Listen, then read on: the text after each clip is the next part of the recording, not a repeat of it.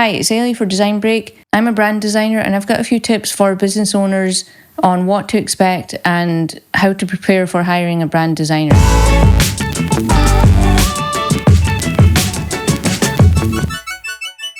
This is going to be an overview video. A lot of the topics we've covered in more detail in blog articles and other videos, which I'll link down below as well, so you can dive a lot deeper into some of the different subjects.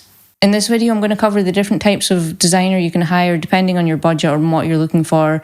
Then go over the creative process a little bit so you know what to expect, and then I'll dive into what you can do to prepare to make sure no matter what your budget is, you're going to come out with a really strong brand. If you want to go straight to the preparation part, just skip ahead a little bit. Okay, first up is budget. So before you hire someone, it's really good to work out yourself what your budget is going to be for the project. If you've just got a small budget, you're maybe at the early stages of your business, or you're not quite ready to commit to a full brand yet, you maybe just want a simple logo, and for this you'll probably be looking for a freelancer or just a general graphic designer. Good places to find freelance graphic designers for this would be your network. So if there's other businesses a similar sort of size to you, you can maybe speak to them and ask who did their logo. Or LinkedIn, or like if you've got a local business Facebook page, posting on there could be useful, or even places like Fiverr. So if you've got a bigger budget, maybe you're more established or you're a funded startup, or you're just ready to invest in a full brand system, you'd be looking for an agency or a specialist brand designer or a specialist graphic designer here. Your network's a really good place to look for these people. Or if you've got a specific style in mind, Instagram, Behance and Dribbble are good places to look. And then for agencies, if it's going to be a bigger project, review sites like Clutch or even blogs that cover branding like Brand New are really good. And I've linked all of them in the description below, so check them out. Okay, so in terms of budget, you've got the smaller budgets, which would cover just a simple logo, a freelance designer sort of thing, all the way up to specialist graphic designers and agencies who will do a complete brand system for you.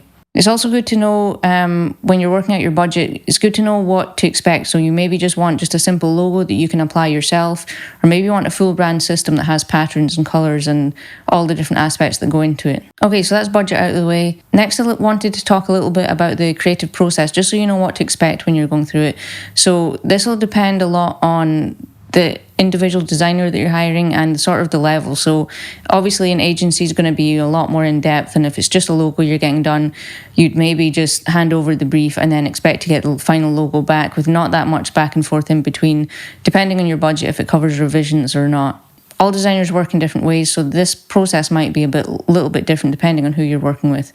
I'm going to focus on just the typical process a brand designer would go through. So you've got your research stage, development, and then the outcome stage.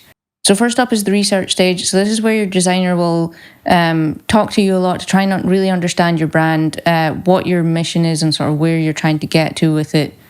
They'll try and look at your customers and your target audience and sort of really understand that side as well.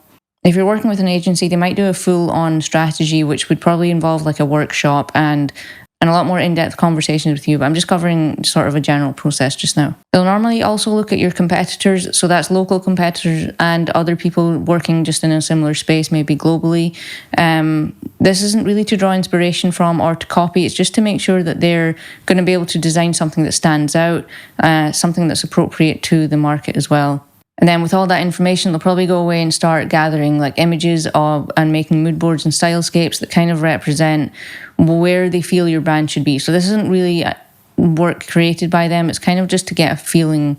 It's almost like scrapbooking digitally. Your designer will probably share their research with you along the way, and when they get to the mood boarding and styling stage, they'll probably share those images with you just to make sure they're visually on the right track and they've got the right idea from speaking with you and from the research that they're going in the right direction. Okay, next up is development, and that's taking all of the ideas and all the knowledge that your designer got in the research stage and trying to then take that and start forming a visual around your brand.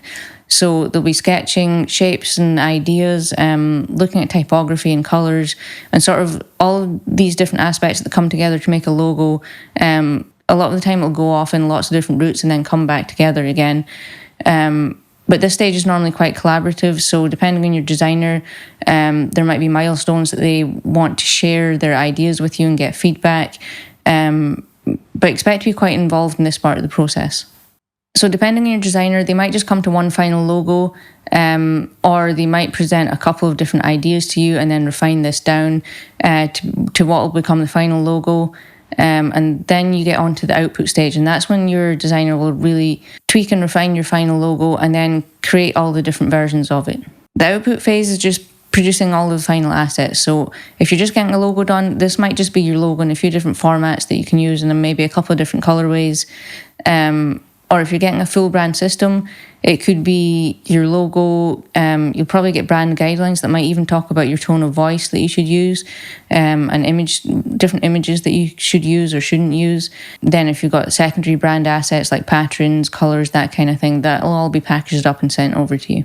Okay, and now on to the main part of the video. So this is how you can prepare and what you can do no matter what your budget to make sure you're going to come out with a really strong brand at the end of the process. So if you're hiring an agency or a specialised brand designer, they'll probably go through a lot of this with you. And a lot of the groundwork that you can do yourself before hiring a designer is stuff that will be covered in the strategy. But even if you are hiring an agency, it's really good for you just to go through the exercise so you can get a better idea of what you think you want your brand to look like visually.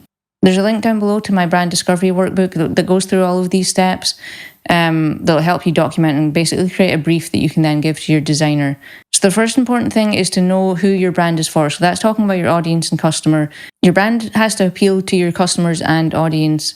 So it's really important to take time to get to know them and know why your brand appeals to them.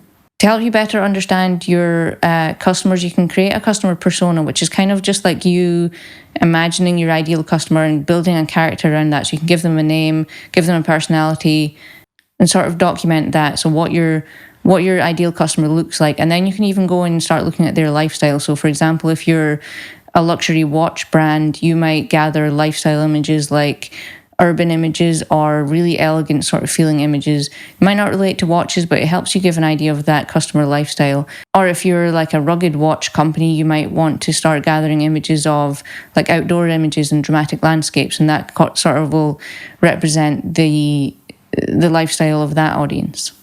So next up is trying to understand your brand's personality. So if your brand was a person, try and sum this up in like 3 words. Sliders can be really useful in helping you to do this. So you can give your brand a score from 0 to 10 on a few different parameters, like affordable to expensive, playful and fun to serious and corporate, or ordinary to quirky and unique. So try and give your brand a score on where you feel it fits on each of those things, on each of those parameters. From here, you can start adding more visuals that relate to your brand. So look at sort of different typography examples that you feel relate to the feel of your brand, different colorways that you quite like, and even just more lifestyle type images that you feel relate to your brand. You can maybe even include different design styles that you feel go alongside the vision that you have for your brand. And then at the end, you can maybe add notes on your local competitors and even just other unrelated brands that you like, and sort of your thinking why you do or don't like them. And then once you've done all of this and documented it all in the document, that's something you can give to your designer that'll give them a really good starting point and really help them understand your brand from your point of view and sort of where you're trying to get to with it. So when you're going through all of this, make sure you're not applying too much of your own personal taste and opinion on this. It's good to remember that you're trying to appeal to your customers and their taste that might not necessarily be exactly what your taste is. Okay, that's it. So hopefully this video helped you know what to expect and prepare for hiring a brand designer. Remember to check out the resources I've linked down below. And if you've got any questions on this subject, let me know. Okay, bye.